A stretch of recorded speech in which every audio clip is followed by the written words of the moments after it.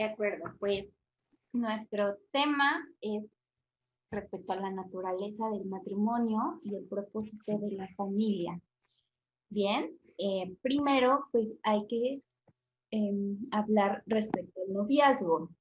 ¿Me regalas la siguiente diapositiva? Claro, bueno, antes de pasar a la siguiente diapositiva, me gustaría mencionar que este tema es, bueno, en mi opinión, uno de los más importantes que podemos tratar en estos talleres, porque justamente el matrimonio y la familia son las dos instituciones que han sido más atacadas en los últimos años, bueno, yo diría en las últimas décadas también, han sido más atacadas por diferentes ideologías que a través de verdades ya conocidas por muchas personas y a través incluso de la defensa de ciertos derechos, nos engañan precisamente para caer en una trampa que consiste en un modo de pensamiento donde el matrimonio es visto como una especie de fracaso y la familia es vista como un entorno hacia el que hay que mostrarse indiferentes. Entonces, claro, destruir matrimonio y la familia es destruir a la sociedad. Hoy veremos por qué y por eso hemos preparado este tema de hoy. Bien, y como les comentábamos, debemos hacer una pequeña distinción entre cómo es que empieza el camino, digamos, para llegar al matrimonio y cuáles son las características que éste tiene. Bien. Bueno, pues justo el noviazgo es el inicio, pero a diferencia de lo que se entiende hoy comúnmente por noviazgo, sí tiene como propósito el llegar al conocimiento mutuo de la pareja hasta el punto de que ambos decidan el llevar a plenitud su unión en el sacramento del matrimonio. ¿Bien? Entonces, pues esa es una característica que tiene que tener, que la pareja, los novios, tienen que tener en mente el final, el destino, hacia aquello a lo que van a tender para perfeccionar su amor. Bien, y bueno, una de las cosas súper importantes, digamos, uno de los propósitos del noviazgo, pues es justamente el conocimiento íntimo de las personas. Ahora, con intimidad nos referimos precisamente al conocimiento profundo del alma. Ajá, justo se entiende comúnmente como si el noviazgo fuera una etapa para conocer el cuerpo del otro, como si se adquiriera el derecho para, bueno, ya le puedo dar besos porque ya es mi novio, ya es mi novia, y ese fue lo que cambió. No, lo que cambia es más bien ese compromiso para seguir conociendo al otro, para seguir pues experimentando lo que es estar y ser con esa persona, compartiendo pues las distintas áreas de la vida, poco a poco. A eso nos referimos con intimidad. ¿De acuerdo? ¿Me la siguiente, por favor? Bien. Entonces aquí se ve desde luego que no hay muchos tipos de noviazgo. Y no es como que los niños vemos de repente que juegan y a la gente les puede parecer chusco incluso al decir, bueno, es que mi hijo ya tiene novia y el hijo tiene 10 años. Bueno, no, eso no puede ser en el sentido de lo que sí es un noviazgo, porque se necesita precisamente pues el autoconocimiento, una conciencia de sí mismo, de qué se quiere, de qué se puede, de quién se es y quién se puede entregar al otro, y también la madurez, la paciencia, el deseo de conocer al otro, de compartir con el otro. Entonces un niño pues está justamente en ese desarrollo. Ahora también, pues incluso en la adolescencia eso puede pasar, pero más bien tenemos ahí que hay amistades eh, que tienen un deseo de contacto físico con el otro, pero si no hay este deseo de llegar a tal conocimiento profundo del otro que se pueda perpetuar esa unión en el matrimonio, eso no es un noviazgo. Bien, entonces hay que tener esas distinciones. De acuerdo. Por otro lado, tenemos pues ya culturalmente, este empuje muy fuerte hacia el aspecto sexual, hacia el puedo compartir con alguien, tengo cierta exclusividad por esta cuestión del noviazgo y se puede confundir como si las relaciones sexuales dentro del noviazgo fueran parte de. Bueno, pues tampoco es eso, porque tenemos que justamente en el noviazgo lo que se busca es el amar al otro, lo que se busca es construir ese amor de tal manera que ambos pues quieran llegar a su perfeccionamiento, que busquen eso. Ahora, tenemos que, si las relaciones sexuales ocurren en el noviazgo, pues ahí claramente hay una cuestión de saltarse el orden. Es decir, porque solo a través del compromiso los seres, el hombre y la mujer garantizan precisamente que esa unión física es por amor y no porque se están viendo como un medio para llegar a cierto placer. Cual por definición pues ya no sería amor.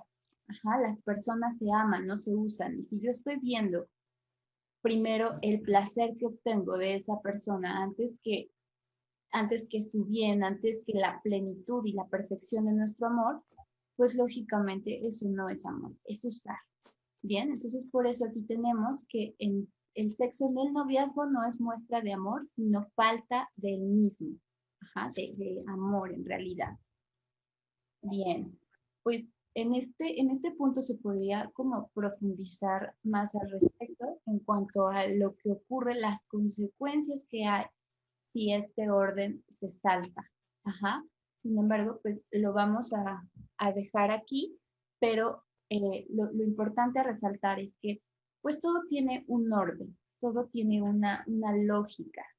Y si nos saltamos el orden, hay consecuencias negativas. Incluso una de ellas podría ser, supongamos que la pareja llega y se casa, que durante el matrimonio haya pues quizá infidelidad, por ejemplo, porque no se trabajó con esta cuestión de la voluntad de sujetar las pasiones desde el noviazgo. Entonces, lo que se siembra en el noviazgo son justamente los pilares de lo que va a hacer en el matrimonio si eso se llega a concretar. Bien, entonces es importante tomarlo en cuenta. Otra cuestión que hay culturalmente muy común es creer que el amor es sentir bonito, es estar pensando todo el tiempo en la otra persona, querer estar todo el tiempo con esa persona, eh, tener pues muchas emociones muy intensas. Ciertamente esas son características más bien del enamoramiento y el enamoramiento es con lo que empieza, es el primer pasito, la puerta hacia el desarrollo del amor. Pero precisamente fijen su atención en esta imagen. Hemos dicho que los sentimientos son una parte pequeñita, una parte de lo inmenso que es el amor. Ajá, entre un hombre y una mujer, específicamente ahorita lo estamos pensando así. Ahora, todos estos hilos que están formando en realidad el lazo, pues son justamente lo demás que compondría el amor, ¿no? Que sería pues el desarrollo de virtudes, la búsqueda del bien del otro, eh, pues la comunicación, la confianza, el compromiso, muchas cosas, ¿no? O sea, tenemos muchísimos hilos. Y los sentimientos son una parte. Pero ¿qué pasa si yo confundo que el amor son sentimientos? Bueno, pues entonces mi amor queda así de frágil. Y en cualquier momento es porque los sentimientos en realidad pues son reacciones. A veces sentimos algo aunque no querramos, pero solo con la voluntad se garantiza que el amor se establezca y se construya. Ajá, no con los sentimientos. Bien, entonces esa es otra cuestión que es importante resaltar al respecto. Bueno, aquí también queremos decir que cuando decimos que el amor no es un sentimiento, que el amor no es un conjunto de sentimientos, no estamos diciendo que no haya sentimientos cuando de verdad hay amor. Lo que estamos diciendo es que no es lo mismo. O sea, puede que haya sentimientos sin amor. La cosa es que los sentimientos que acompañan al amor son efecto del amor. El amor es la causa de esos sentimientos agradables. Pero bien podría ser que los sentimientos no sean causados por el amor, sino, como decía Giovanna, por algún otro estímulo que no tenga nada que ver con un movimiento de nuestra voluntad, un movimiento que, claro, consiste en una disposición clara y sostenida a la acción de contribuir al bien del otro, de desear el bien del otro. Entonces, no se debe confundir. Sí hay sentimientos buenos, sentimientos enormes cuando hay verdadero amor, pero porque son efecto del amor. Y repito, eso no quiere decir que el amor sea lo mismo que los sentimientos. Bien, ahora, hemos escuchado quizá respecto al amor fraternal, hemos escuchado también el amor, por ejemplo, a Dios. Esto no quiere decir que vaya, hay tipos de amor en el sentido de hacia quién van dirigidos, pero en sí, pues el amor consiste en lo mismo, como la búsqueda, pues, del bien del otro. Ajá. Ahora, específicamente en el amor erótico, que es aquel que se da entre hombre y mujer, la cuestión es que lo importante es eso, esas diferencias. Em, ahora, vamos a poner un ejemplo, entre el amor fraternal. Yo puedo amar a mi hermana, pero la realidad es que es mi hermana y yo la amaría si hubiera nacido hombre o si hubiera nacido mujer. Es decir, yo tengo un hermano, tengo una hermana y los amo porque son mis hermanos. No lo amo a él porque, a mi hermano porque sea hombre y a mi hermana porque sea mujer. O sea, la, la, la causa, digamos, la relación que yo tengo con ellos es fraternal. Ahora, eh, con, con mi novio no. Con mi novio es porque justamente es hombre, porque yo lo identifico como alguien de mi sexo opuesto que me va a complementar. Objetivamente somos complementarios. Ajá. Entonces, a eso se refiere el amor erótico. Esa es como la mayor distinción entre el amor de amigos y amor hacia otro pues, objeto de mi amor. ¿Bien? Y claro, porque hombre y mujer, por su naturaleza, es decir, este misterio de que el ser humano esté dividido en estos, es decir, que esté sexuado, que esté dividido en hombre y mujer, siendo la misma especie, habla también de que hombre y mujer están llamados a una complementariedad. Por eso decimos que amor erótico es el amor entre hombre y mujer en cuanto tales, es decir, el amor entre hombre y mujer en cuanto que están llamados naturalmente a ser complementados por el otro. Y claro, esto no se complementa a través del sexo, no se complementa a través del noviazgo. El noviazgo es un primer paso donde comienza la intimidad, intimidad bien entendida que no tiene que ver con el conocimiento del cuerpo, sino con el conocimiento del alma de la otra persona. Se trata no de desnudar el cuerpo, sino de desnudar el alma. Entonces, con esa intimidad se comienza ese amor que los dos van cultivando y que va a venir a culminar más tarde en el matrimonio, claro, cuando hablamos de que hay una disposición verdaderamente amorosa por parte de los dos. Bien, pues pasamos ahora sí a aquello cuya es la finalidad del noviazgo. Ajá, sí, como lo mencionó René, pues los novios han construido ese amor, han cultivado ese amor, pues van a llegar a perfeccionarlo en una unión que pues es el matrimonio. Bien. Em, tenemos que es la mutua entrega de la persona, es decir, toda yo, quien soy, me voy a donar a todo él. Ajá. Es decir, se comparte cada área de la vida, se comparte, pues, si ya se construyó esa intimidad, justamente se comparte eso, el conocimiento mutuo, pues el apoyo, se, se comparte las virtudes que se han estado creando, cultivando en cada uno. Ajá, y la idea es, bueno, pues ahora vamos a estar juntos y vamos a seguir haciéndonos crecer, pero ahora juntos, ¿no? Lo que se dice, bueno, lo que dice el sacerdote, pues cuando está efectuando el sacramento. Uno solo. Ajá, es una unión mucho más profunda y perpetua. Bien, ahora, otra característica que tiene el matrimonio es que ahora sí viene este, pues el propósito de la sexualidad en el ser humano, ya lo mencionaba René, es precisamente el poder tener esta posibilidad de procrear a través de formar pues una familia. Ajá, pero eso solo es posible dentro del matrimonio por ciertas características que vamos a mencionar en un ratito, pero lo importante que con lo que nos debemos quedar ahorita es que justo, ¿no? A veces en lo que actualmente se llama noviazgo, incluso pues está muy sonado esta cuestión, y si no es planeado, si no te llevas bien con la persona que tuviste relaciones sexuales y tienes un hijo, bueno, pues abórtalo, ¿no? Claro, porque se están saltando todo el orden de, hey, o sea, elegir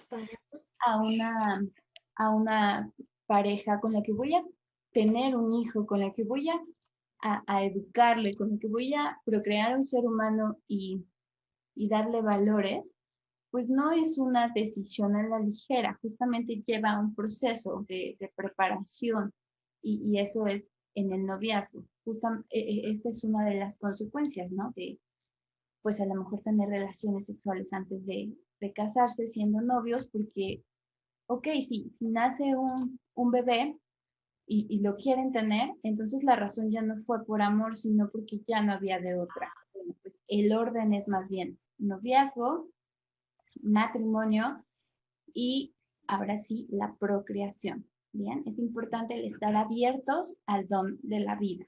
Ajá. ¿Me regalas la siguiente? Sí. Justamente esta parte de la procreación es esencial al matrimonio.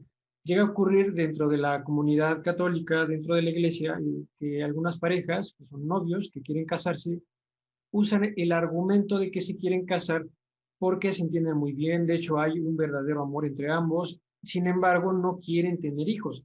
Es decir, quieren casarse porque sí tienen la intención de permanecer juntos, pero no están abiertos a la procreación. En este caso, lo que ellos quieren no es un verdadero matrimonio justamente porque le falta esa parte esencial, porque la procreación va a cumplir con un papel fundamental dentro de ese llamado que decíamos acerca de la complementariedad entre hombre y mujer. Bien. Como lo mencionábamos respecto al noviazgo, el objetivo es construir un camino que les dirija como meta hacia el matrimonio. Bien, pero ese camino se va construyendo precisamente en amor, en aprender a amar. No se trata de que digamos, bueno, pues yo nunca voy a tener un verdadero noviazgo porque yo no sé hacerlo. Bueno, pues más bien es algo que se practica. Desde luego se aprende, que hay que tener, como lo decía, autoconocimiento y conocimiento del otro y conocimiento, esto, ¿no? Lo que estamos haciendo ahorita, la teoría. Pero solo también, pues, vaya, en la práctica, en el camino, andando juntos, es como eso se va construyendo. Ajá. Es importante pues esta cuestión de la paciencia, la prudencia. eh, eh, Hablábamos, por ejemplo, respecto a los sentimientos. Bueno, saber distinguir cuándo son las pasiones, cuándo son mis sentimientos y cuándo es pues una cuestión real. Ajá. Ahora, entonces, precisamente, una vez que se ha distinguido estos factores que pues juegan, nos mueven dentro de una relación amorosa, aprendemos precisamente a eso, a compartir, a poner muchas veces nuestros sentimientos, hacerlos a un lado y elegir lo que es mejor, elegir lo que es más amoroso. Y eso va siendo una práctica, ¿bien? Entonces, precisamente tenemos que el objetivo de esto es llegar al punto de ambos que queremos seguir ese camino, pero ahora plenamente unidos. Ajá. Esa es como la diferencia, ese es el paso. Y en eso, pues hay podemos decir que se lleva a su perfección ese amor que se construyó en el noviazgo, que ahora es algo pues sólido que cuenta con la bendición de Dios. Ajá. Por eso tenemos ahí de rojo y azul la palabra perfeccionar. La etimología es justamente que es llevar a término algo. Ajá, entonces. Aquí el prefijo o el vocablo per significa a través, pero también significa por completo. Es decir, habla como de hacer un recorrido de la totalidad de algo. Y el otro vocablo, que es el de perfecciona, que viene de facere también, significa hacer. Entonces, perfeccionar significa dejar algo ya terminado en su totalidad. Eso es perfeccionar. Por eso en el matrimonio se termina por completar, por realizar la función que tenemos como hombre y mujer. Es decir, en el sentido espiritual, que involucre principalmente el amor, y también en el sentido físico, que involucra pues la procreación.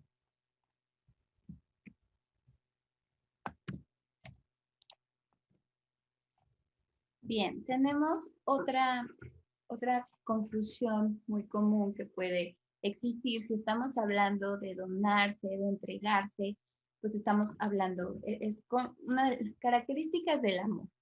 Bien, muchas veces se puede entender también como si, ya lo mencionaba René incluso al principio, ¿no? Que el matrimonio se ve algo así como una atadura que nos limita la libertad y que entonces ya no vamos a poder hacer lo que queramos y entonces ya no vamos a ser felices, ¿no? Eso es lo que se escucha muchas veces.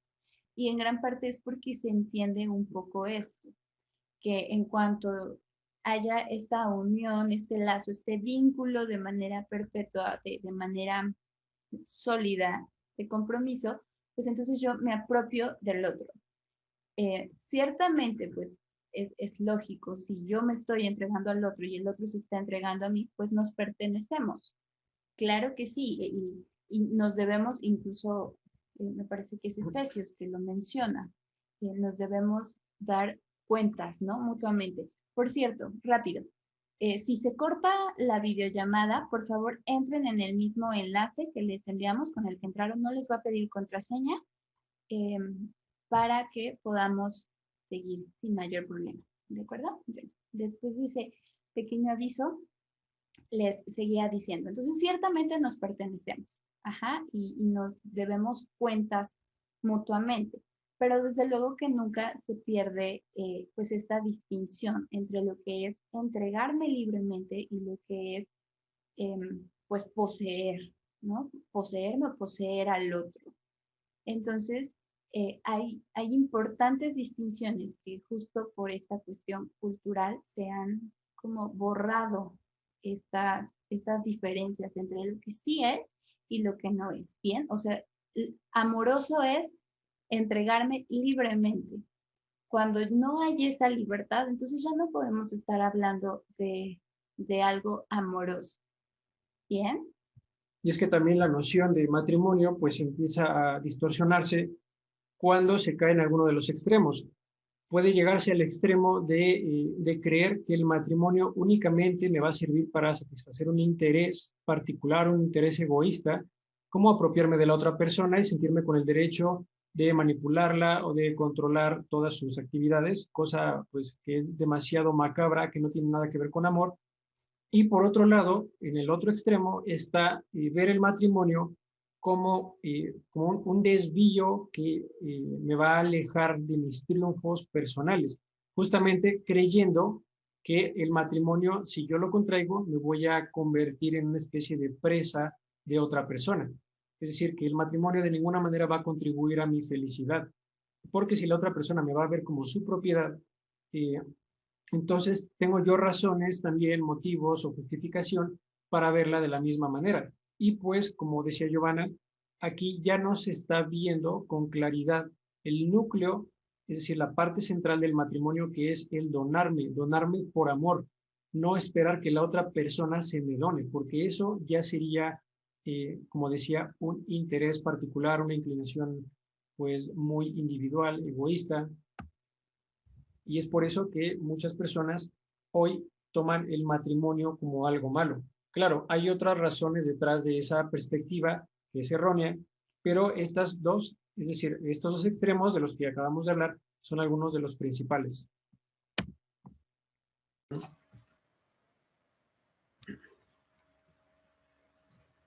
Bueno, ahora pasamos al siguiente tema de esta sesión, que es la familia. Bueno, el siguiente subtema, todo el tema es sobre matrimonio y familia. Este tercer subtema trata sobre la importancia de la familia. Claro, la familia pues viene enderezada, viene formada por parte de ese contexto que es el matrimonio, y el matrimonio es el contexto más propicio para formar una familia. Esto creo que se verá con cierta claridad cuando recordemos lo que nos mencionaba Giovanna, que el matrimonio es una donación libre de amor. El matrimonio no es una institución que se forme entre hombre y mujer con la finalidad de tener relaciones sexuales nada más. No es una institución que se forme con la finalidad de apropiarse o adueñarse de la vida del otro, entendiendo esta palabra de adueñarse como regular de manera egoísta todas las actividades de la otra persona. El matrimonio tampoco es una institución que por naturaleza sea para adquirir cierto prestigio, cierta posición social, ciertos beneficios económicos. Claro, alguna de estas cosas podría venir a formar parte del matrimonio, de algún matrimonio en particular, pero esa no es la finalidad del matrimonio. El matrimonio tiene la finalidad de entregarse mutuamente en una decisión voluntaria, una decisión libre, de darme al otro porque amo a ese otro. Entonces, claro, recordamos que estamos hablando de una relación entre hombre y mujer. No puede haber matrimonio entre, o sea, como se dice hoy tan repetidamente, matrimonio entre dos personas del mismo sexo, porque eso iría en contra de esa característica esencial que hemos mencionado, que es la de que el matrimonio tiene que estar abierto a la procreación. No puede haber procreación entre dos mujeres ni entre dos hombres. Entonces, esa es una de tantas razones que hay para sostener, para afirmar o para recordar que no es posible, que no se debe, no se puede llamar matrimonio a esa institución que consiste únicamente en la unión de dos personas del mismo sexo. Una unión que además no puede ser amorosa en última instancia, puesto que, como decíamos, el matrimonio busca, en tanto que es amoroso, busca perfeccionar al otro, busca el bien del otro, el máximo bien del otro, porque el máximo bien del otro es su felicidad.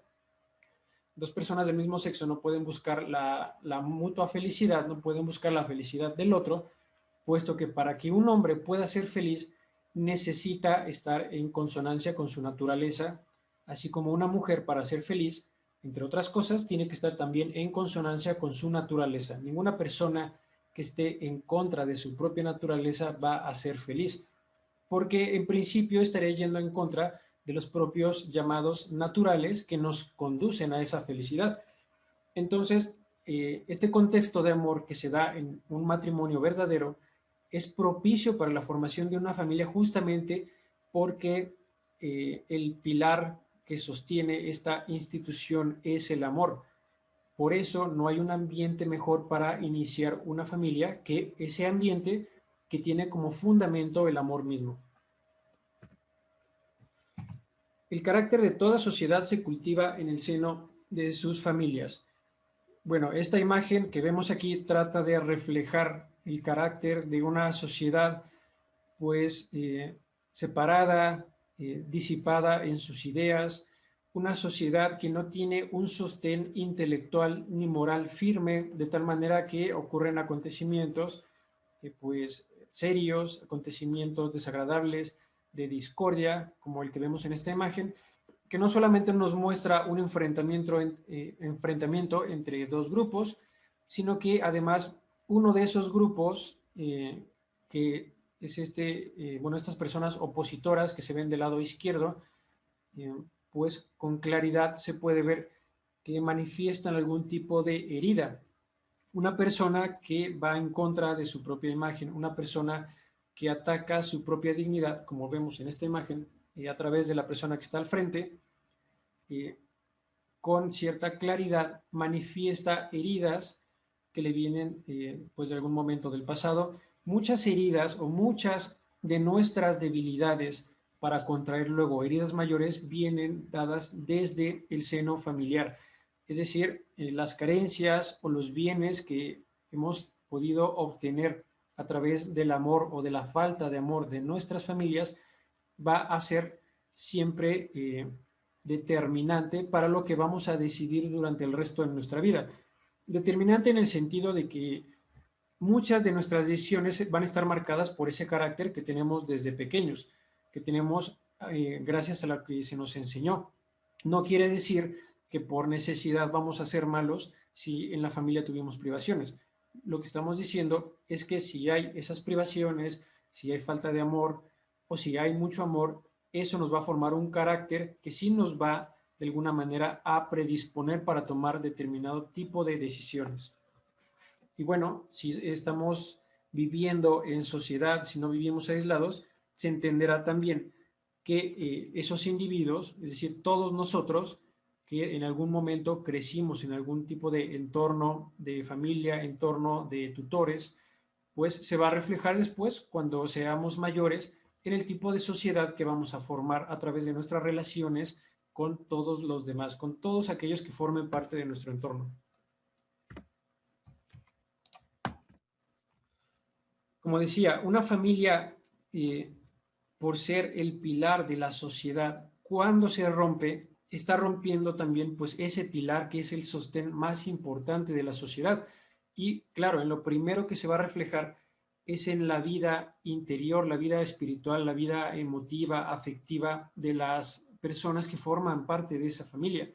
Cuando una familia se rompe, y se puede romper de muchísimas formas, a través del abandono de la madre, del abandono del padre, incluso a veces a través de la muerte de uno de ellos, porque si bien uno de los padres pudiera morir dejando tras de sí un entorno amoroso, pudiera morir generando por la falta de perspectiva acerca de la esperanza que va a dejar como estela, pues a través de eso pudiera dejar detrás de sí una familia que no ve más sentido en su existencia o en su unidad como familia. Entonces a eso me refiero cuando digo que incluso por la muerte podría una familia romperse. No por la muerte misma, sino por algunos efectos negativos que ésta pudiera dejar. Y bueno, si la familia es la que está encargada de promover los valores más importantes, porque es ahí donde se enseñan las cuestiones afectivas primordiales, entonces también cuando hay un hogar roto va a haber muchísimas carencias en este sentido. Es cuando las personas empiezan a perder el sentido de la verdad, empiezan a perder la idea de un sentido que engloba toda la existencia, cuando las personas también empiezan a perder la esperanza, la fe en sus propias capacidades, la fe en el resto de la sociedad y muchas veces también, desgraciadamente, la fe en Dios. Entonces, estos son algunos de los efectos que se suceden cuando un hogar está roto. Claro que siempre hay que estar muy atentos a cómo el amor se expresa, cómo se manifiesta y cuándo el amor falta dentro de la familia, puesto que muchas veces se rompen, aunque las personas no se den cuenta con facilidad. Es una ruptura insensible, insensible porque no se está sintiendo en qué momento comienzan a separarse las fibras más importantes que enlazan a los miembros de la familia. Es lo que ocurre cuando hay graves peleas entre sus miembros, peleas entre los hijos y los padres, peleas entre los mismos padres, y también cuando ocurre lo que mencionaba, el abandono. Es ahí cuando se dejan esas heridas que luego van a configurar la cosmovisión de los miembros de esa familia. Y bueno, todas estas privaciones, muchas veces, porque estamos hablando también de la falta de valores, muchas veces se van a reflejar en la forma de injusticia por parte de la persona cuando es grande. Si tenemos actualmente una sociedad tan injusta, es porque, bueno, en parte, y una parte muy importante, es porque en nuestros entornos familiares tenemos ya muchas carencias, carencias que son causadas porque hay una falta de cultivo de las facultades de los miembros. Hay una falta por parte de los padres, una falta por parte de los tutores, que consiste en dejar la educación, en delegar la educación a otras instancias que no les corresponden. Porque la institución a la que le corresponde, por ser la amorosa, es la familia. No le corresponde a las instituciones estatales dar amor, les corresponde establecer justicia, pero no dar ese amor, no dar ese abrigo, ese afecto que uno puede conseguir únicamente a través de los lazos familiares. Y bueno, por eso ahora pasamos al último subtema de hoy, que es el de la educación. Ya hablamos del noviazgo, que es el inicio del matrimonio, hablamos del matrimonio, que es la institución en donde un hombre se entrega amorosamente, se dona amorosa y libremente a una mujer, y la mujer se dona amorosa y libremente a él. Y luego está la familia, que crece de la mejor manera en el ambiente más propicio, que es ese ambiente de amor que es el matrimonio. Bueno, ahora pasamos a la educación. La educación es una parte importantísima en la vida de un ser humano. Lo primero que un ser humano necesita para estar en el mundo, pues es la existencia. Hablando de la existencia biológica, es algo a lo que los padres contribuyen a través de la reproducción física. Es decir, el hombre y la mujer se unen y entonces ambos engendran una nueva vida, un nuevo ser humano, un nuevo individuo de nuestra especie. Pero hay que entender que en tanto que somos seres humanos, la reproducción siempre tiene una dimensión que desborda la dimensión física. Entonces, además de que nosotros reproducimos la dimensión física al traer al mundo a un nuevo individuo, un nuevo organismo vivo, también reproducimos la parte espiritual y eso es a lo que llamamos educación. La educación es la reproducción de la parte espiritual porque consiste en hacer que ese nuevo miembro no solamente sea un miembro más de nuestra especie, sino que además sea alguien que con justicia pueda tener el nombre de humano, es decir, que tenga la humanidad. Por eso el papel primordial de la educación es ese, es humanizar a los individuos que son educados, es decir, que son objeto de nuestra educación. Y humanizar significa perfeccionar las facultades más dignas, las facultades que nos hacen ser eso, que nos hacen ser seres humanos. Como el ser humano no es únicamente animal, sino que es otra cosa, es decir, es espiritual y sobre todo es espiritual, se entiende que las facultades más importantes corresponden a nuestra parte espiritual, no a nuestra parte física, a nuestra parte animal. Y las facultades más dignas del ser humano son la voluntad y la inteligencia. El ser humano, si bien se compone por un conjunto amplísimo de rasgos que lo hacen ser humano, están también las emociones, están las pasiones, están los sentimientos, está la percepción sensible, es decir, la percepción del mundo a través de nuestros sentidos. Si bien está todo eso en la vida natural del ser humano, las facultades más importantes o los conjuntos más importantes de facultades son justamente la voluntad y la inteligencia, porque son las que nos separan más de los animales. Por un lado está la voluntad, gracias a la cual tenemos libre albedrío, gracias a la cual nosotros somos la causa principal de nuestras propias acciones, es decir, yo soy agente de mis propias acciones porque no estoy programado, sino que yo soy quien decide. No es como los animales que de alguna manera a través del instinto ya tienen una programación para actuar de determinada manera en determinadas circunstancias. Y claro, ellos se dejan llevar por el instinto, es su naturaleza. El ser humano no, el ser humano, como decía, es la causa más importante de sus propias acciones. Somos actores de nuestras acciones. Entonces, por eso la voluntad es tan importante. Y por otro lado está la inteligencia. No basta con que nosotros podamos decidir libremente, no basta con que nosotros seamos los actores de nuestras acciones, sino que además para poder perfeccionar incluso esta capacidad que es la voluntad, necesitamos percibir con realidad todo nuestro entorno, todas las cosas, percibir lo que son, no percibir ilusiones o percibir delirios. Entonces, ahí es donde entra en juego la inteligencia. Perdón, la señal me está fallando un poco. ¿Sí pueden escucharme todavía?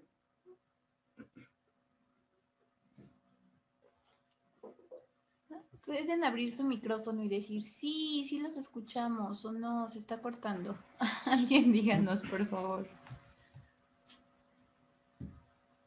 Porque si no nos contestan, vamos a creer que Parece que de ya no plano se... nos está escuchando. Sí, de repente escuchamos. Porque nos escuchamos igual. Bueno, la señal nos está fallando un poco, pero vamos a retomar lo que decíamos. ¿Nos pueden escuchar? Me volvieron. Así es, hemos vuelto. Mira, siguió grabando. Sí. Sí. Bien, ya no somos los anfitriones, ahora... Sandra. Bien. Hola. Ahora tú eres la anfitriona. ¿Nos podrías hacer anfitriones de nuevo para que podamos compartir, por favor? Y en lo que hacemos esos cambios técnicos, ¿hasta aquí tienen alguna duda, algún comentario? Vemos que se ha unido gente nueva, entonces por favor, igual si durante la exposición tienen alguna observación que quieran hacer, pues escriban en el chat, y si no, pues estos son buenos momentos para que externen sus... Yo tengo una duda, quiero externarla. ¿Cómo los hago anfitriones? Debes irte a la parte de participantes y cuando abras esa ventanita de participantes, en la lista, cuando tú pones el puntero sobre alguno de ellos, aparecen dos opciones. Una es la de mute y otra dice more o más opciones.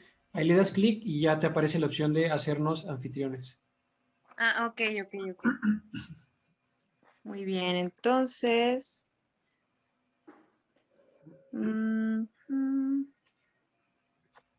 Listo. Bien, muchas gracias. Bueno, volvemos a compartir. Está grabando, ¿verdad? Sí. Bien, voy a repetir un poquito esta parte, no sé dónde se quedaron, pero bueno, decía que las facultades más importantes del ser humano, porque son las que nos hacen más humanos, son la voluntad y la inteligencia. Estas son aquellas en las que tenemos que centrar nuestra atención tanto a la hora de educar a nuestros niños como a la hora de cultivarnos nosotros mismos. Y, bueno, voy a pasar a la siguiente diapositiva. Bueno, me quedo ahí todavía. Y bueno, uno se preguntará, ¿cómo yo puedo cultivar la voluntad? ¿Cómo puedo cultivar la inteligencia? Que son las facultades más importantes. Ya decíamos primero, son las más importantes la voluntad porque gracias a ella tomamos nuestras propias decisiones. Entonces, una buena voluntad, una voluntad perfeccionada será aquella que consista en tender al bien siempre por encima del mal. La voluntad se perfecciona en el bien. Y luego la inteligencia, perdón. La inteligencia, que es esa facultad humana que consiste en percibir la realidad en cuanto tal o la realidad como real. Aquí voy a hacer una pequeña distinción. Uno podría decir o podría objetar, bueno, pero es que tenemos también los sentidos, también con los sentidos percibimos la realidad, ¿no? Sí, es cierto, con los sentidos, con la vista, el olfato, el tacto, etcétera, podemos percibir la realidad, pero no la percibimos en cuanto tal. Es decir, los objetos que percibimos por la sensibilidad los percibimos únicamente en cuanto particulares, no en cuanto a algo universal. Es decir, lo que yo percibo no es el objeto real en cuanto real, sino el objeto real en cuanto que se me ofrece a un sentir que es exclusivo de mí, que no es universal, que solo lo estoy sintiendo yo. Nadie más en el mundo absolutamente va a tener la misma experiencia que tengo en la mente, la experiencia que tengo en el alma, cuando yo siento algo. Nadie la va a sentir igual. Por eso es única, es irrepetible, y en tanto que es única, no es algo objetivo, es algo que corresponde a mi subjetividad. Claro, está fundada en el objeto que es real, pero repito, no lo estoy percibiendo en cuanto real, sino que de él únicamente estoy percibiendo lo que mis sentidos, a mí, que soy René, me están permitiendo sentir. Otra cosa muy distinta ocurre con la inteligencia. La inteligencia percibe los objetos reales, eso sí, en cuanto reales. Es decir, no está percibiendo algo que únicamente yo, como sujeto, puedo percibir, sino que está percibiendo algo que es objetivo y que cualquier otra mente podría percibir de la misma manera. Cuando yo veo, por ejemplo, aves en el cielo, con mi vista estoy percibiendo esas formas medio oscuras que contrastan con el azul del cielo, y es todo. Es decir, son esas formas particulares contrastando con ese color particular. Pero el hecho de que sean aves, el hecho de que eso sea un cielo, es decir, estas características que más bien son inteligibles, o sea, ser cielo, ser ave, son características inteligibles, son las que yo voy a percibir con mi inteligencia. Pero bueno, todo esto para decir que la inteligencia es la que nos va a permitir captar la realidad. O sea, es la que nos va a asegurar que lo que nosotros tenemos en la mente no sea una ilusión, no sea una alucinación o algo semejante. Entonces, ¿cómo cultivo la inteligencia? Bueno, la inteligencia se cultiva cultivando la razón, la capacidad para razonar. Para eso necesitamos, pues, bueno, no es que necesitemos siempre, pero es muy útil la lectura, es muy útil la instrucción, es muy útil empezar a desarrollar esa capacidad para razonar adecuadamente, es decir, para saber de qué tipo de datos yo puedo sacar qué tipo de conclusiones. Entonces, este cultivo, que es la instrucción, la lectura, es el que me va a servir para perfeccionar la inteligencia. Ahora, ¿por qué perfeccionar estas dos cosas? ¿Por qué son tan importantes? Porque cuando se perfeccionan ambas, estamos hablando de que se puede llegar a formar un ser humano verdaderamente humano. Es decir, un humano que perciba la realidad, que la entienda, que no se engañe y que además tenga un buen corazón. Es decir, una buena voluntad, una voluntad que desee el bien en todo momento, una voluntad que esté habituada a la virtud o a la práctica de las virtudes. Las personas más sabias y más amorosas que han existido han podido ser así, es decir, amorosas, han podido ser así de sabias gracias a que han cultivado estas dos facultades. Si una de las dos falta, ya no podemos hablar de un ser humano bien desarrollado. Tenemos el ejemplo, gracias a la historia, de muchísimos grandes pensadores que fueron crueles o grandes líderes que fueron muy inteligentes, pero que llegaron incluso a cometer genocidios, a cometer asesinato de muchísima gente. Y por otro lado está la voluntad, es decir, una buena voluntad que carece de inteligencia podría llegar a constituir un ser humano ingenuo. Yo podría tener muy buen corazón, pero si yo no entiendo bien mi realidad, no entiendo la realidad circundante, no entiendo lo que es una sociedad, no entiendo cuál es mi papel en el mundo, si yo no entiendo que existe un Dios creador, si no entiendo que el universo es criatura de Dios y que yo también soy criatura de Dios, y si yo no entiendo que Dios me ama, entonces, aunque yo tenga una buena voluntad, no voy a llegar muy lejos, porque mi falta de entendimiento me va a propiciar un conjunto de malas decisiones. Para tomar buenas decisiones necesitamos entender cuáles son nuestras alternativas. Y para que la voluntad tienda al mejor bien o al mayor bien, tenemos que ver, gracias a la inteligencia, pues cuál de ellos es el mayor. Yo no voy a hacer buenas distinciones si mi inteligencia no está desarrollada, aunque mi voluntad sea buena. Y viceversa, como decía, aunque seamos muy inteligentes, si no tenemos buena voluntad, no vamos a poder ser seres humanos plenos, seres humanos que conserven, defiendan su dignidad y que con amor busquen también el bien de su comunidad. Y por último, había mencionado ya algo sobre el delegar la educación a otras instancias. En nuestros días también es muy común ver a muchos padres que piensan que la educación es algo que se le debe delegar a las instituciones educativas. Las instituciones educativas, recordemos, de alguna manera son instituciones en tanto públicas, son instituciones estatales. No le corresponde al Estado de ninguna manera ser una institución espiritual, como lo es la Iglesia, y por lo tanto el Estado no puede de ninguna manera asegurar las condiciones necesarias para que las personas puedan ser amorosas. Sí le corresponde al Estado proporcionarnos las condiciones básicas para que nosotros formemos la mejor sociedad posible. Eso es la justicia que le corresponde al Estado. Pero no le corresponde al Estado enseñarnos a ser amorosos, no le corresponde al Estado enseñarnos sobre los valores más importantes, porque el Estado, toda vez que obedece a intereses privados, no puede garantizar esos bienes.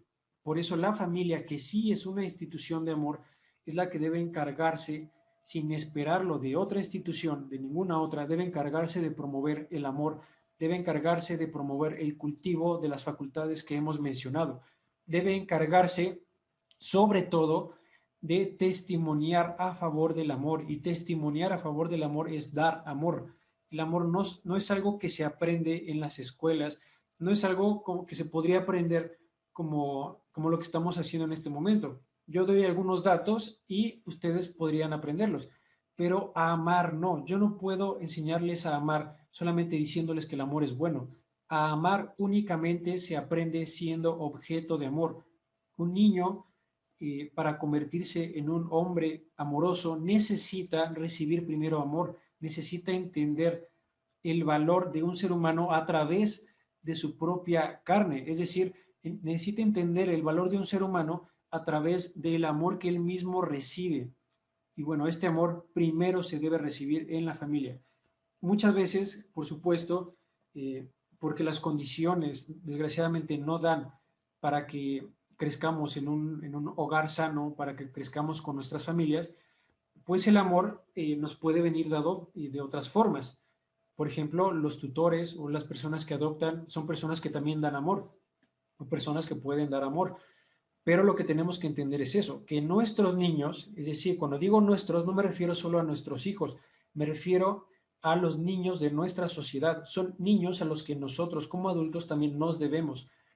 Y en tanto que nosotros entendemos, es decir, nosotros como cristianos, entendemos cuál es el valor y el papel de ser amorosos con ellos, nos debemos a ellos responsablemente en el sentido de darles también ese amor, claro, en la proporción que corresponda. No puedo darle a un niño ajeno, pues no le puedo dar el mismo amor que a mi hijo, en tanto que el niño ajeno tiene ya un padre. Eso ya le corresponde a su padre.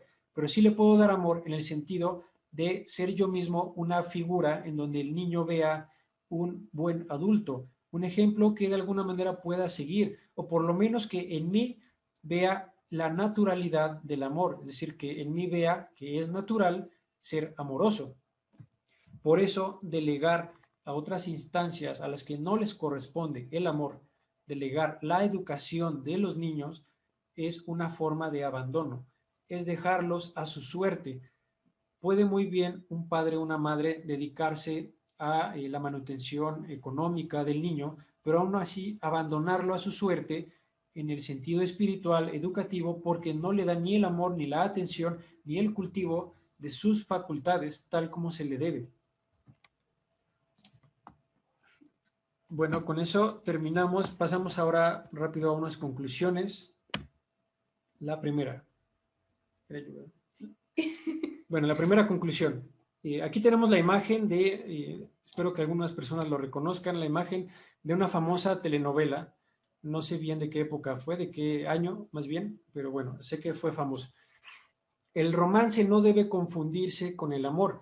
El problema de las telenovelas, que claro, las telenovelas no son más que una de tantas expresiones de los medios de comunicación de nuestros días.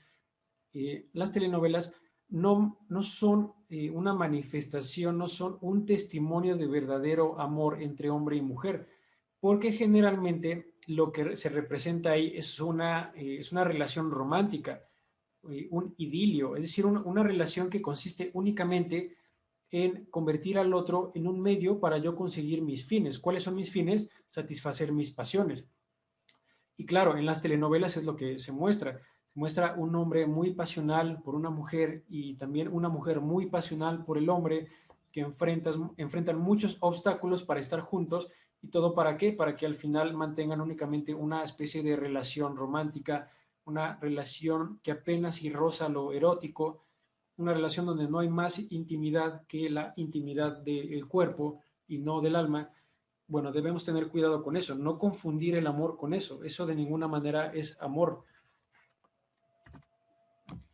Bien, por otra parte, podemos también observar en los medios de comunicación y en las redes sociales que se están difundiendo ideologías. Hemos explicado la importancia que un matrimonio pues solo puede venir de la unión amorosa entre hombre y mujer, o sea, en el sentido cabal de la palabra. Ya de ahí que haya como otros problemas, no sé, matrimonios por conveniencia, cosas así, pues eso es otra cosa, pero la naturaleza de lo que es el matrimonio es eso. Ajá, unión amorosa entre hombre y mujer para tener una familia, poder cubrir a sus hijos con ese amor y así pues criarlos en ese amor. Ajá, ya lo mencionaba René, que solo un ser que se siente amado, solo los amados aman. También lo mencionaba Juan Pablo II. Entonces, ¿cuál es el problema con el que haya estas iniciativas de ley? Actualmente en México ya existen, donde a cualquier unión se le llama matrimonio. Bueno, pues que desde luego está desnaturalizando lo que sí es un matrimonio, lo que sí es una familia. Ajá, entonces lo que vemos que se pierde, si ya podemos notar que pocas personas saben lo que es un noviazgo, lo que es un matrimonio, cuál es el propósito y demás, pues se vuelve más complicado cuando se le llama matrimonio a lo que sea, a la unión civil, a la unión que el Estado a la mejor avala porque así conviene a sus intereses, pero que no va a dar de ninguna manera una unión amorosa ni una familia. Ajá, no hay forma. Entonces, actualmente podemos darnos cuenta, decía el actual Papa Francisco, cuando era cardenal en Argentina, en una carta a los carmelitas, en el 2010 se había aprobado una ley en Argentina para llamarle precisamente matrimonio a cualquier unión. Es decir, entre hombre y mujer, entre hombre y hombre o mujer y mujer. Ajá, entonces decía, bueno, no sean ingenuos porque esto es una herramienta, si bien no es el plan completo del enemigo del ser humano, del enemigo del alma, del enemigo de Dios, pues para opacar y destruir el plan de Dios, que es aprender a amar, que es amarnos siendo amados. ¿Y cómo se hace eso? Pues en el primer lugar en donde crecemos, en donde somos, en donde aprendemos, en la familia. Entonces, justamente estas leyes son el medio para empezar a destruir esa gran meta para la humanidad, ser amados, ser felices, y lo vemos pues justamente incluso con ideologías como el feminismo, ¿no? Donde el hombre y la mujer son enemigos. Entonces, nosotros estamos hablando precisamente que solo entre hombre y mujer se puede dar esta complementariedad y este amor. ¿Y qué nos dicen estas ideologías? No, te quiere oprimir.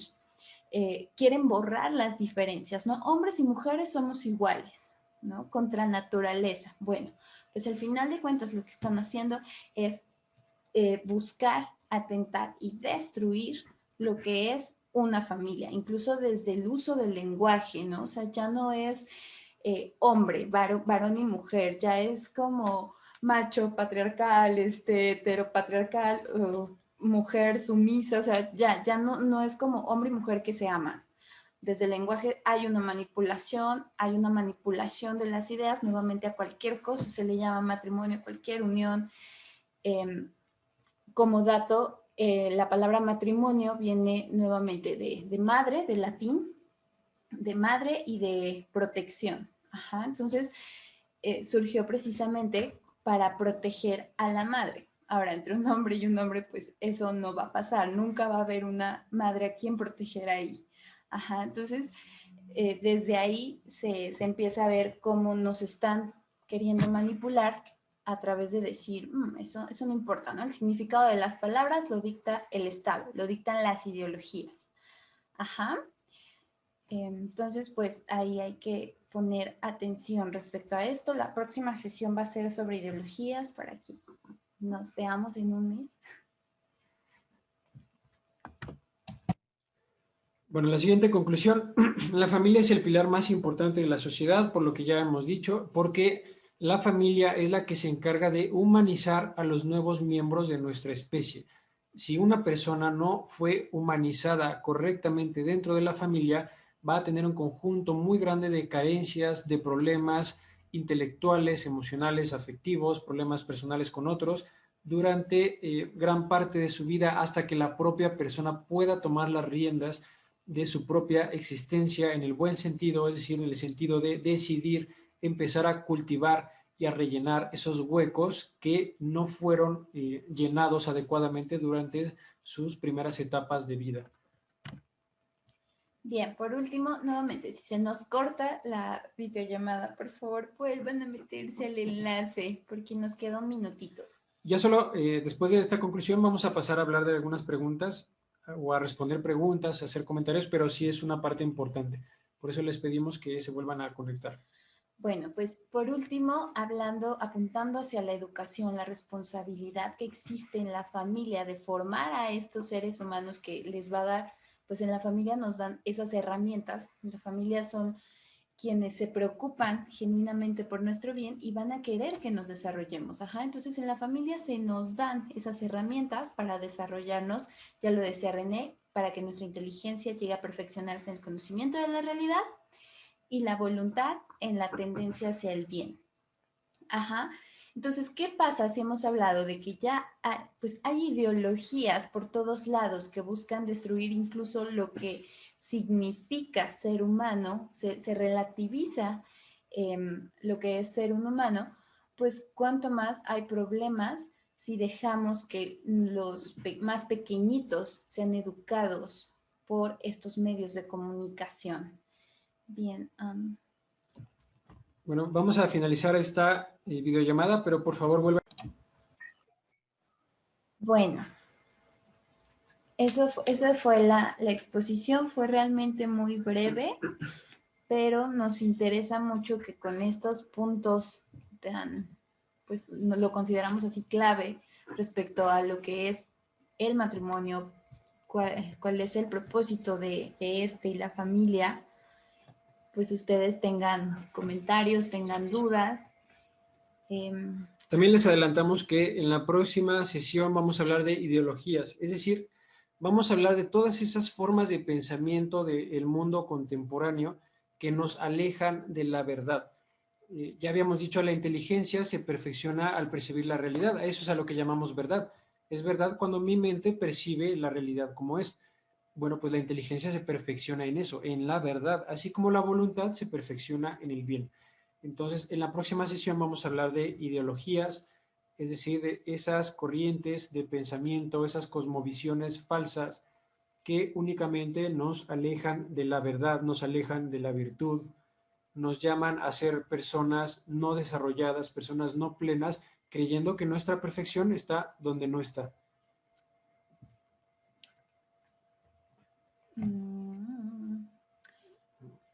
Hasta aquí, ¿alguien tiene alguna duda, algún comentario? ¿Identificaron otras ideologías que atentan contra la familia? Háblenos.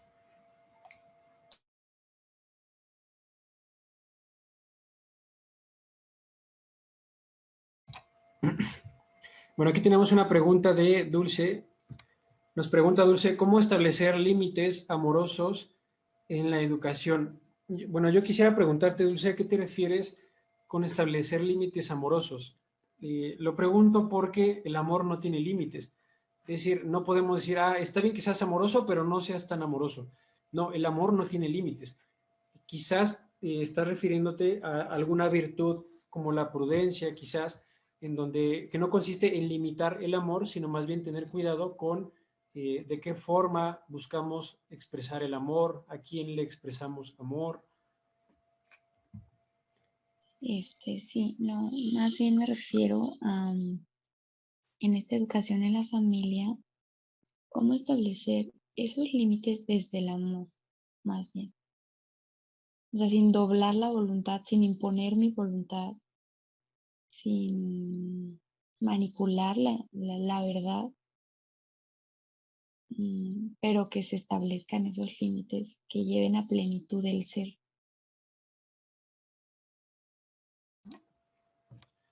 Ya, bueno, pues justo para eso está lo que mencionábamos, la parte que mencionábamos de el cultivo, o más bien la promoción de los valores. Cuando hablamos de valores nos referimos, en este caso, a valores morales. Y bueno, claro, hablar de valores morales es hablar de valores, primero entendámoslo bien, valores objetivos. Digo que lo entendamos bien porque muchas veces se escucha pues en diferentes medios de comunicación o escuchamos en la calle que los valores son subjetivos. Sí, hay valores subjetivos, pero los verdaderos valores morales, en cuanto que son verdaderos, son objetivos. Entonces, pues nos referimos a valores como, valores morales como la prudencia, el amor mismo, entendido como acción, es un valor, o otros valores como, por ejemplo, el valor de la familia, es decir, entender que la familia tiene un valor que no depende de nada más o de nadie más, tiene un valor intrínseco que no va a depender de mi opinión o de la opinión de otra persona. El valor de la familia nadie se lo puede quitar, aún tratándose de familias rotas, aún tratándose de malas familias, su valor nadie se lo puede quitar, porque incluso siendo mala, el mal que va a causar en sus miembros es justamente una causa de la importancia que tiene esa familia. Entonces, eh, en eso sí diríamos que habría que encontrar los límites, es decir, límites intelectuales en el sentido de entender de que la mente necesita discernir entre una cosa y otra. Es la mente la que necesita diferenciar entre un verdadero valor, o sea, un valor objetivo y un valor subjetivo, cuándo aplicarlo. No sé si estoy respondiendo bien tu pregunta, Dulce, o me estoy yendo por otro lado. Creo que sí. Yo quiero decir ¿Hay algo. algún tipo de traducción? Yo quiero decir algo. Bueno, tú dijiste cosas importantes, ¿no? ¿Cómo saber cuando no estoy yo imponiendo mi voluntad? Vamos a llamarle eso subjetivismo. Ajá. Cuando las cosas son desde mi punto de vista, ya lo explicaba un poquito René respecto a que si es de mí mismo, solo yo lo experimento así, a partir de mi experiencia, a partir de mis interpretaciones, pero si viene otra persona, va a ser distinto. Esto no quiere decir que la realidad sea distinta, quiere decir que yo la estoy interpretando subjetivamente. Ajá. Ahora, la parte, lo que hace aquí la diferencia es la objetividad. La objetividad es la realidad tal cual. Ahora, un ejemplo. Si tú tienes problemas, supongamos, con que tus hijos se lleven pesado, eh, mm, que jueguen no sé, por ejemplo, tienes una niña y que jueguen con hombres un poco rudos, ¿no? A lo mejor a ti, pues, por experiencia te ha pasado que los hombres son más intensos, más rudos que las niñas, entonces dices, no, porque aparte, supongamos, a mí de chiquita me trataban mal los hombres y se les iba la mano conmigo, ¿no? Bueno, eso es desde tu subjetividad porque es tu experiencia. Ahora, ¿cuál sería el objetivo? La objetividad es que efectivamente los hombres tienen más fuerza, los hombres son diferentes que las mujeres. Entonces, si tú le, si tú le permites a tu hija jugar con hombres, sin decirle, oye, o sea, no te midas en fuerzas porque te van a ganar. Eso es objetivo. O sea, la realidad es que así es. Independientemente de si a ti te gusta o no, cómo lo interpretes, esa es la realidad. Ajá, entonces cuando tú persigues un bien objetivo, un bien que en sí mismo, independientemente de lo que sea, es bueno, tú tienes la seguridad de que estás conduciendo a tu hija en esa verdad. Ajá, que coincide con tu subjetividad, pues ok, está bien, pero lo primero es el valor objetivo. Ajá, esa es la verdad. Entonces, claro, se trata, por ejemplo, por otra parte, de hallar el equilibrio, de mantener cierta disciplina que pues no se siente bonito siempre, pero la disciplina es necesaria. O sea, a veces le tenemos que decir a nuestra carne no. Ajá, no sé, en un ayuno, por ejemplo, en una privación de ciertos placeres, le dices a tu carne no y no se siente bonito, pero es disciplina. Ahora, sin llegar al autoritarismo. Claro, pues hay que tener también bien definido qué es una autoridad. Y una autoridad es alguien que tiene la capacidad de saber cómo llevar a término cierto proyecto. Ajá, en este caso, yo sé cómo es que se tiene que desarrollar un ser humano, bueno, pues yo le voy a ayudar. Y soy su mamá, bueno, pues tengo esa autoridad y además la autoridad de que puedo y de que quiero su bien. Ajá, entonces esa es tu autoridad. Autoritarismo ya sería otra cosa como, pues porque puedo y no me importa nada más, ¿no? Eh,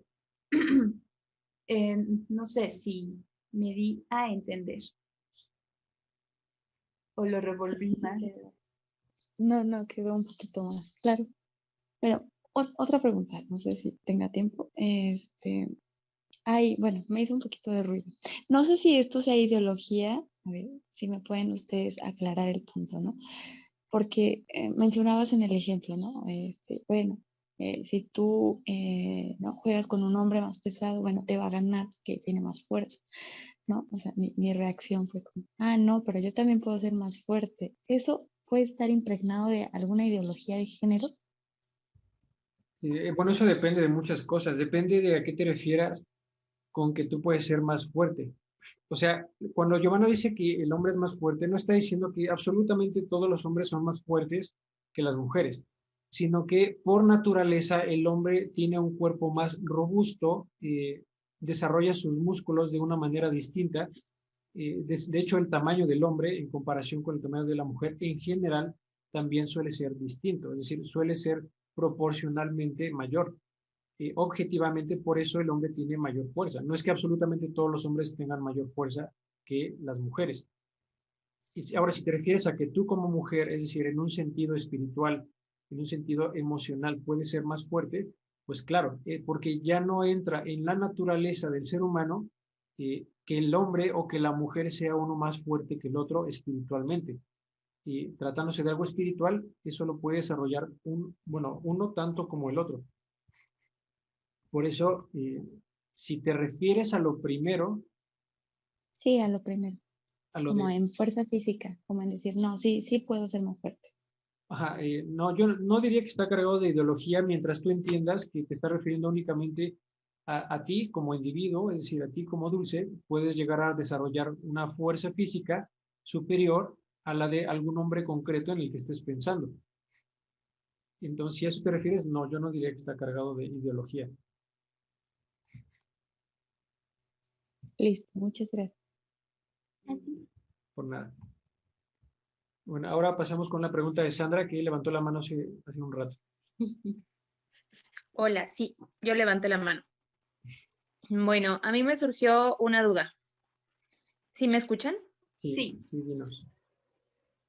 Ah, bueno, vivimos en una sociedad en la que muchas personas por diferentes situaciones le abren la puerta a todo mal, hablando la puerta de su familia, y entonces las familias se rompen. Y entonces la mamá se queda viviendo con los hijos o el papá se queda viviendo con los hijos, se hace como todo una cadena de mal. En este caso, o sea, en esos casos, ¿cómo es que uno, y no sé si sea correcto decir, retoma el poder de una familia? Porque, bueno, ciertamente yo leí que la familia, a través de la separación del matrimonio, pues lo que hace es renunciar a ese poder que tiene como familia en la sociedad. O sea, se hace un tipo de renuncia al poder que tiene esa familia en la sociedad porque, bueno, ya el papá y la mamá no están juntos, no existe como tal esa unión y ese ejemplo que los hijos van a seguir. Entonces, la pregunta aquí es, en esos muchos casos, ¿cuál es la pauta a seguir para que no se siga esa cadena de mal, para que, para que lo que queda de esa familia pueda pues dejar como esa semillita de bien social? Bueno, concretamente, ¿qué acciones haya que realizar? Es decir, como tratándose de una especie de seguimiento, de paso a paso, no sabría qué responderte, puesto que hablamos, bueno, tu pregunta más bien remite al orden teológico, pero lo que sí podría decirte con toda seguridad es que el amor es el primer paso para resolver cualquier situación de tipo espiritual. Es decir, si somos amorosos, pues nosotros como cristianos vamos a entender que no podemos desarrollar nada, absolutamente nada, de la mejor manera solos. Necesitamos a Dios. Y bueno, necesitamos obviamente que Dios sea el centro de nuestras vidas. Necesitamos amar verdaderamente a Dios, y amar a Dios y estar dentro de la doctrina cristiana, pues es también incorporar los valores cristianos, que son valores que siempre dignifican al ser humano. Por eso hablo en primer lugar del amor. Si nos entregamos amorosamente a la voluntad de Dios, si amorosamente nos entregamos a nuestras familias o a lo que quede de nuestras familias, yo creo que es el primer paso para poder emprender cualquier tipo de solución, cualquier tipo de resarcir cualquier daño que ya haya ocurrido dentro de la familia. En el orden teológico no sabría decirte exactamente cómo va a operar el cambio. Es decir, no, pues no sabría decirte en qué momento Dios va a dejar de permitir que determinados demonios que estén haciendo daño, pues dejen de hacerlo. En eso sí yo no podría contestarte, pero tratándose de lo demás, sí, diría que con amor en primer lugar. Bueno, yo quiero decir algo. Les agradecemos a las dos sus preguntas porque también nos dan pauta para mencionar cosas. Aquí dijiste cosas, apuntaste, Sandra, a cosas, dos cosas muy importantes. Una, no sé en qué ámbito hayas escuchado de eso respecto a se pierde el poder. Me suena probablemente quizá, no sé, en lo sociológico, no estoy muy segura, pero de cualquier forma, es decir, cuando tú llegues ante la presencia de Dios, Él te va a pedir cuentas, por ejemplo, de todo lo que Él te dio. Los hijos son un don de Dios, son un regalo de Él. Entonces Él nos va a pedir cuentas. ¿Eso qué quiere decir? Que jamás se pierde ese vínculo. Ahora, por otra parte, esto también es súper importante. O sea, tanto hay como responsabilidad y desde luego también hay capacidad de acción ante eso de lo que soy responsable. Ajá. Ahora, por otra parte, ese vínculo, ya sea que mi papá no lo quiera o sí lo quiera o yo no lo quiera, es decir, no existe algo que sea algo así como me voy a divorciar de mi papá, me voy a quitar sus genes. Eso no va a pasar. Entonces, en cuanto a todo aquello que mis padres me han dado, tampoco no me puedo desvincular de ellos. Es decir, eso es algo que no tiene que ver con la voluntad. Por ejemplo, el que haya ese vínculo con ellos. ¿A qué voy con esto? Por ejemplo, una chica me contaba, su papá la dejó de pequeñita y me contaba que llegó un punto que en sus oraciones ella ya ni siquiera lo incluía porque era como, pues sí, o sea, mi papá me procreó, pero nunca estoy con él, ¿no? Entonces como que lo había desaparecido y había crecido con una profunda soledad, pero había perdido de vista la realidad, lo que hablábamos respecto a la verdad, que su papá como sea, ahí está, existe, tiene ese vínculo. Entonces empezó a incluirlo en las oraciones, empezó a decir, bueno, donde esté mi papá, no sé si todavía viva, pero yo quiero bendecirlo. Ahora esto, hablando ya trayéndolo más hacia el plano religioso, cuando nosotros oramos por las almas del purgatorio, por ejemplo, incluso ahí nuestros vínculos sanguíneos permanecen. Es decir, yo puedo orar por mis antepasados. Si mi papá ya falleció, yo puedo orar por él y ahí todavía sigo teniendo, o sea, Dios me da la gracia de poder interceder por esa persona, ¿no? Y o sea, mi vínculo con esa persona, Dios lo guarda.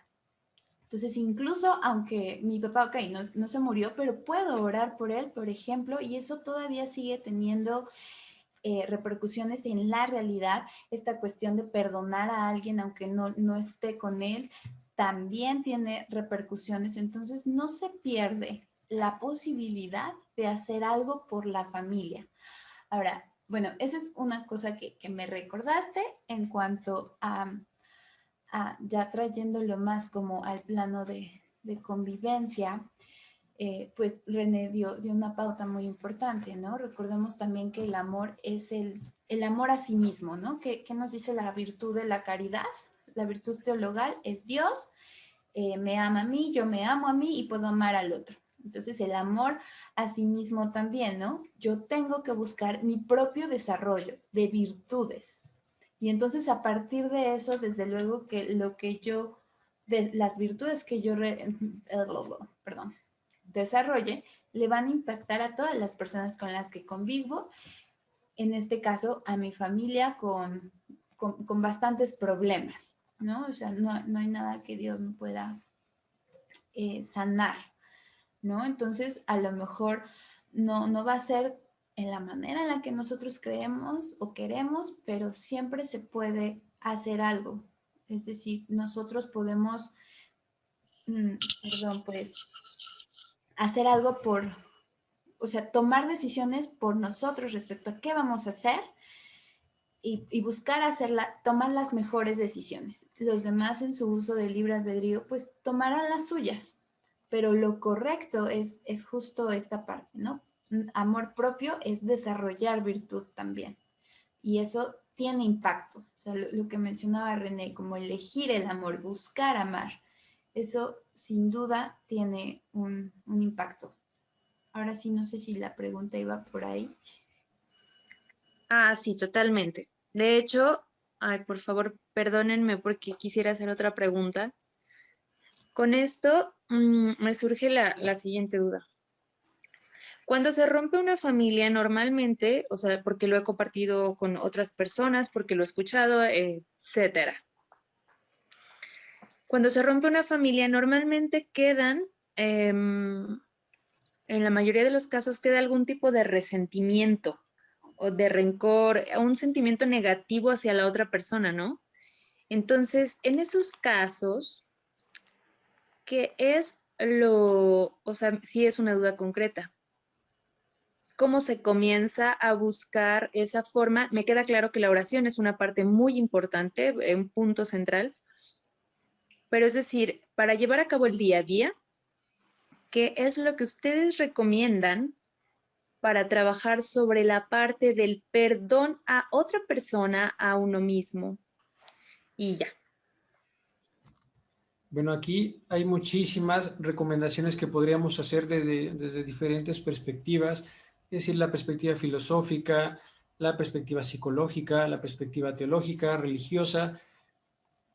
Bueno, lo que yo voy a mencionar es la perspectiva religiosa. Yo creo que para poder empezar necesitamos pues de la gracia de Dios. La gracia de Dios no es algo que nos cambie, es decir, que modifique nuestra naturaleza. La gracia de Dios es algo que perfecciona nuestra naturaleza. Esas facultades que nosotros ya tenemos se perfeccionan solo con la gracia divina. Podemos desarrollarlas, podemos cultivarlas, y claro que van a crecer esas facultades, pero alcanzar su perfección únicamente a través de la gracia. Y bueno, algunos de los medios más importantes para alcanzar la gracia pues son los sacramentos, que es la confesión. Por ejemplo, si tú llegaste a cometer algún error, que casi siempre que hay un problema familiar, pues no empieza por una persona nada más, sino que es causada por lo menos por dos personas, por alguna discordia entre ambos. Entonces, seguramente si yo causé algo, si yo tuve un problema con alguien, pues yo tuve algún error de alguna manera, aunque quizás haya sido mínimo o no, pero algún error. Entonces, creo que sería muy importante reflexionar sobre ese error, entender por qué fue una falta de mi parte, arrepentirme y recurrir al sacramento de la confesión, para poder también recurrir al sacramento de la Eucaristía, que es un sacramento importantísimo dentro de la Iglesia Católica. Yo voy a decir algo rápidamente, un poco más en el aspecto psicológico, cognitivo y un poquito ahí filosófico, porque tiene que ver con la interpretación de la realidad. Es decir, cuando hay, vamos a llamarlo así, una herida, hubo un problema, desde luego dos personas tomaron decisiones no sabias, o sea, solo hay dos decisiones, ¿no? O el bien o el mal. Tomaron decisiones malas, hubo daños, pues lógicamente hay heridas. En esas heridas, mi interpretación de la realidad no es correcta. Es decir, lo primero que se distorsiona es mi idea de mí misma. Ajá, a lo mejor me empiezo a culpabilizar demasiado y entonces distorsiono mi propia imagen. Si me hicieron daño, quizá una humillación, entonces puede que me apropie de esa humillación y entonces yo me vea a mí misma como alguien que efectivamente perdió su valor. Eso es una distorsión, porque el ser humano, la dignidad que el ser humano tiene, no se puede perder de ninguna manera. Ajá.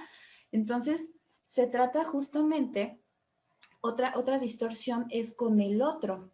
Supongamos que fue un hombre quien me dañó, pues por eso vemos a mujeres marchando desnudas diciendo maten a todos los hombres, porque están dañadas. Y entonces decimos, todos los hombres son malos. Bueno, esa es otra distorsión, pero ahora respecto a quién es el otro. Ajá, no es como que todos los seres humanos, los hombres sean malos, y ahí un poco lo que mencionaba René respecto a la humildad, ¿no? Ok, yo hice esto, la otra persona también está herida y reaccionó. O sea, esa es la realidad, pero claro, de repente mi emoción, de repente el encerrarme en eso, no me deja verlo. Entonces, parte de la oración pues es también como esta búsqueda de reflexionar, ¿no? La meditación, a ver, vamos a, o sea, ok, si tengo que sacar la emoción a lo mejor llorando, pero después tengo que poder reflexionar al respecto y buscar la verdad. Ajá, entonces eso ciertamente fue un hecho que quedó en el pasado, pero me sigue trayendo cosas, ¿no? El resentirlo, el recuerdo. Entonces, si yo interpreto adecuadamente mi realidad diciendo, a ver, vamos a poner las cosas en su lugar, ni soy la peor de las mujeres, ni él es el peor de los hombres, ambos tuvimos estas heridas y las empiezo a detectar y en el conocimiento también empiezo a llamarle por su nombre, ¿no? Bueno, herida, a lo mejor le tengo terror al abandono y entonces antes de que me abandonen, pues yo a mejor me voy, ¿no? Por ejemplo. O sea, pero en esa búsqueda de reflexionar, en esa búsqueda de conocerme, como una radiografía, ¿no? De mi alma, y entonces empiezo a poner las cosas en su lugar. Bueno, ahora entiendo que yo me encontré con una persona que tenía un tremendo miedo a la soledad y a lo mejor nos hicimos codependientes, por ejemplo. Ah, bueno, entonces ya ahí voy entendiendo, pero ni el otro es el peor de los hombres porque pues es un ser humano que también está herido. Entonces, poco a poco, voy aterrizando las cosas y colocándolas. Y pues ya un poco más en cuestión religiosa, como mencionaba René, pues se trata de, a imagen y semejanza de Cristo, pues buscar perdonar, esa fue la pregunta, ¿verdad? ¿Cómo perdono? Hay que buscar perdonar. Buscar precisamente ver en los otros, pues a esa persona herida con compasión. Recordemos que pues toda oración, todo sacramento tiene ese objetivo, hacernos más a imagen y semejanza de Cristo. ¿Y qué hace Cristo? Ver el pecado en nosotros, ver por qué ver la herida que hay detrás del pecado. Y eso le mueve a compasión. Entonces, si yo veo la herida que hay detrás del pecado que alguien cometió contra mí, eso, y más la oración, más todo lo que yo esté haciendo, más toda mi voluntad, va haciendo una transformación en el corazón de la persona. Y recordamos que pues primero el perdón es voluntario, no lo vas a sentir inmediatamente, pero esa voluntad te tiene que mover y te tiene que llevar a buscar que ese perdón algún día realmente te pueda invadir. Siempre algo que es clave para entender, esto lo digo como manera de resumen, Algo que es clave para entender la naturaleza de las heridas es que, bueno, es considerar que todas ellas están fundadas en una desproporción, es decir, una desproporción entre nuestra reacción y la realidad, lo cual al final lo que dice es que se trata siempre de una falta intelectual, es decir, no estoy percibiendo la realidad de algo. Todos los desórdenes mentales, psicológicos, desórdenes espirituales consisten en eso, consisten en que la inteligencia no está captando la realidad de las cosas, la exagera o la disminuye y luego, obedeciendo a eso, pues tenemos una reacción que le corresponde a esa percepción que ya está distorsionada. Entonces, eso, como es clave, es lo primero que tenemos que pensar, por lo menos en términos subjetivos, es decir, en términos psicológicos, cuando queremos emprender un proceso de sanación, un proceso de superación de algún problema. Tenemos que entender las cosas con realidad, es lo primero.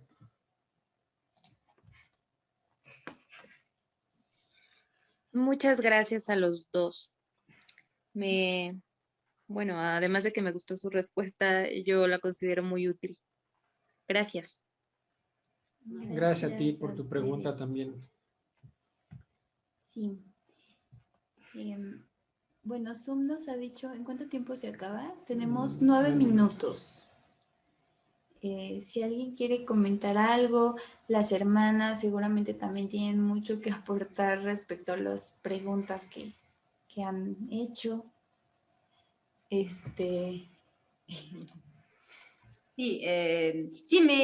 nos venía en mente acerca de lo que decían también de Dios, ¿no? De la importancia del amor de Dios.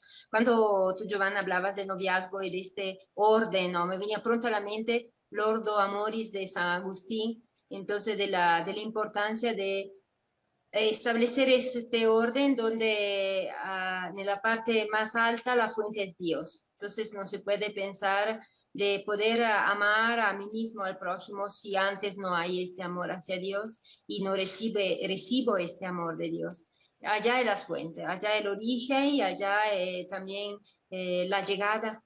Entonces, y a propósito de la caridad que decías, la caridad de este amor de Dios que pasa al prójimo, ¿no? Entonces, la fuente y el destino debe ser Dios. Si no, todo aquello que han dicho de la familia, del amor de pareja, se reduce a algo humano y se derrumba antes o después. Entonces, si no hay esta fuente continua del amor de Dios, no, una familia frente a las varias dificultades, los ataques que encontramos hoy, fácilmente se destruye. Mientras se está construida en la roca, como dice el Evangelio, se mantiene firme.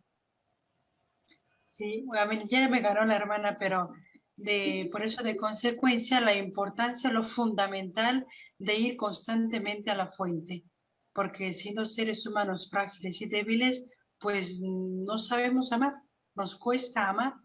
Y amar no se trata, como ya se ha dicho en otras ocasiones, de sentir bonito, de que todo está color de rosa, sino que amar es perdonar, es soportar, la paciencia, como nos lo dice San Pablo en una de sus cartas, y eso humanamente no es fácil, y por eso lo fundamental de ir constantemente a la fuente. Y René ya lo mencionaba, los sacramentos. En los sacramentos ahí está la fuente del amor, que es Dios. Porque una vez llenándome de esa fuente, es como Él mismo, que es amor, me da la capacidad de poder también amar como Él ama, con paciencia, con perdón, con fidelidad, con respeto, con tantas cosas que humanamente no tengo, humanamente no soy capaz. Pero con Él, que es el amor, el autor, el inventor del amor, sí es posible, solamente llenándome y bebiendo de la fuente que se encuentra solamente en Dios. Y entonces, a propósito de que se decía, ¿no? Del peligro del amor, de poseer, de buscar la posesión, ya no interesa poseer el otro porque ya tengo el amor, la fuente, ¿no? Ya tengo el amor verdadero. Entonces, los demás ya no quiero poseerlos porque no me interesa. En sentido, no que no me interesa el otro, pero ya no me interesa. Porque eso no es amor, simplemente. No, porque ya tengo lo mejor. No. Sí, me ha entendido. Sí, más bien no me interesa hacerle ese mal, ¿no? No, poseerlo, porque poseo algo más, el amor de Dios. Entonces el amor que doy es gratuito para el otro porque ya tengo el amor verdadero. Si yo tengo sed y tengo un buen vaso de agua bien fría y me tomo este vaso, no voy buscando algo de medio tibio que no me sabe de nada, ¿no? Entonces es lo mismo con el amor. Cuando tengo esta fuente de amor que me llena, ya no busco otras. Y al contrario, doy, no lo busco, no lo mendigo. Yo digo que sí, pensamos, ¿no? Que al final el centro debe ser Dios, en cualquier tipo de relación, más aún en la familia. Amén. Amén. Gracias. Gracias por su aportación y pues sí, estamos... Yo quisiera decir algo ahora que las hermanas nos han hecho esta aportación. El papel de los padres o el papel de los tutores dentro de la educación, pues como decíamos, es el cultivo de esas facultades que son la voluntad y la inteligencia. Bueno, pues si la voluntad se perfecciona en el bien y la inteligencia se perfecciona en la verdad, se sigue que la primera tarea, la primerísima tarea de un tutor o de un padre debe ser dentro de la educación la enseñanza justo de eso, del amor a Dios. Es lo primordial. Una persona nunca se va a poder desarrollar completamente, realizarse completamente, justo por las perfecciones que Dios nos ofrece a través de la gracia, si no estamos con Dios, si no creemos en Dios, si no amamos a Dios, si no lo tenemos como el núcleo de nuestra existencia, sea individual, sea fraternal, sea individual, perdón, familiar. Bueno, solo eso quería decir. Nos quedan 4 minutitos. ¿Alguien más tiene algún otro comentario, pregunta? Bueno, ya hicimos el comercial que el siguiente mes vamos a hablar sobre las ideologías ya de manera más específica, pues los errores que fácilmente se pueden detectar en estos parásitos que encontramos como es el feminismo, la ideología de género, que tanto atacan al cristianismo y a veces no sabemos como muy bien qué responderles, porque no tenemos bien claro dónde están sus lagunas, sus errores, donde retuercen las cosas. Entonces, pues en la siguiente sesión se lo vamos a dedicar a eso. Son algunos ejemplos, pero hay más ideologías. Hay muchas ideologías, de hecho, que distorsionan la realidad en tantas mentes que caen con facilidad en esas peligrosas redes. Sí, pues bueno, vemos que nadie más ni levanta su manita, ni abre su micrófono, entonces asumimos que pues, no van a decir nada, pero bueno, Richard, te mandamos los videos de las sesiones y pues esperamos a todos los que se conectaron en la siguiente sesión. Les agradecemos su participación, su atención, su paciencia y pues como dice Giovanna, ojalá podamos verlos también en la próxima sesión. Y esperamos contar también con su participación en el sentido de que pues si tienen alguna aportación, algún comentario, es muy valioso también para este tipo de sesiones, de talleres. Bien. Bueno, con eso nos despedimos entonces. Les enviamos un saludo cordial a todos y gracias por su presencia. Gracias. ¿Podemos hacer una oración final? Claro. Sí. Hola, Eri. Ok, en nombre del Padre, del Hijo, del Espíritu Santo. Amén. Te damos gracias, Padre, por ser tú la fuente del amor, por amarnos, por estar a nuestro lado siempre. Concédenos la gracia que cada uno de nosotros necesita para descubrirnos amados por ti, sabernos amados por ti, creernos la de veras que tú nos amas, para que de consecuencia podamos ser instrumento de tu amor para los demás. Enséñanos a ser signos de tu presencia amorosa, signos de tu verdad, presencia tuya en el mundo. Te encomendamos nuestros corazones, también nuestro sueño de esta noche. Concédenos tu bendición Y te pedimos de forma especial por René, por Giovanna, para que les sigas dando toda la sabiduría que necesitan para que sean instrumentos dignos de tu verdad, dignos de tu presencia en el mundo donde quiera que estén. Por Jesucristo nuestro Señor. Amén. Del Padre, del Hijo y del Espíritu Santo. Amén. Pues muy buenas noches y ahí nos estamos viendo. Igualmente, Buenas muchas noches. gracias. Gracias. Buenas noches, gracias a todos. Adiós.